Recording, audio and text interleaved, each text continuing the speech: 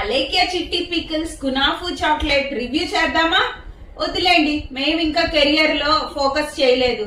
Career మీద focus చేశాక అది రివ్యూ ఇస్తాను. అంతలోకి మా వారు దుబాయ్ నుంచి తెచ్చిన ఈ కునాఫు చాక్లెట్ అయితే ఓపెన్ చేసి టేస్ట్ చేసేద్దాం.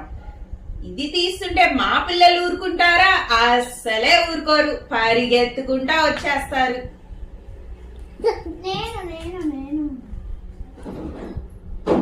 యాక్చువల్గా ఇది ఓపెన్ చేస్తుంటే చాక్లెట్ కొంచెం మెల్ట్ అయిపోయిందండి.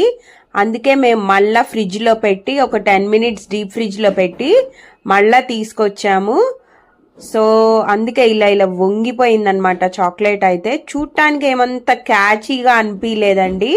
కునాఫు చాక్లెట్ పైన కలర్స్ ఉంటాయి, అది లేదు. కానీ టేస్ట్ అయితే నెక్స్ట్ లెవెల్ అండి, చాలా క్రిస్పీగా ఉంది.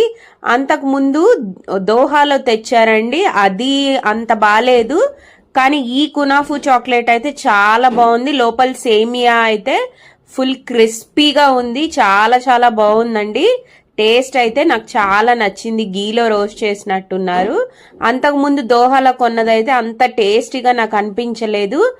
ఒక్కొక్క బ్రాండ్ బట్టి మారిపోతుంది అని చెప్పారండి మా వారైతే. ఇదైతే చాలా చాలా బాగుంది, పిల్లలైతే ఎగ్జైట్ అయిపోయారు.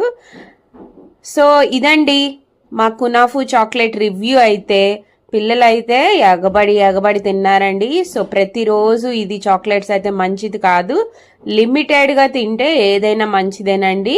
జస్ట్ అలా టేస్ట్ చేసి అలా వదిలేసాం, అందరికీ షేర్ చేసేసాం. సో దట్ ఒక్క రోజులో చాక్లెట్ అయితే అయిపోయింది. Subscribe, bye bye.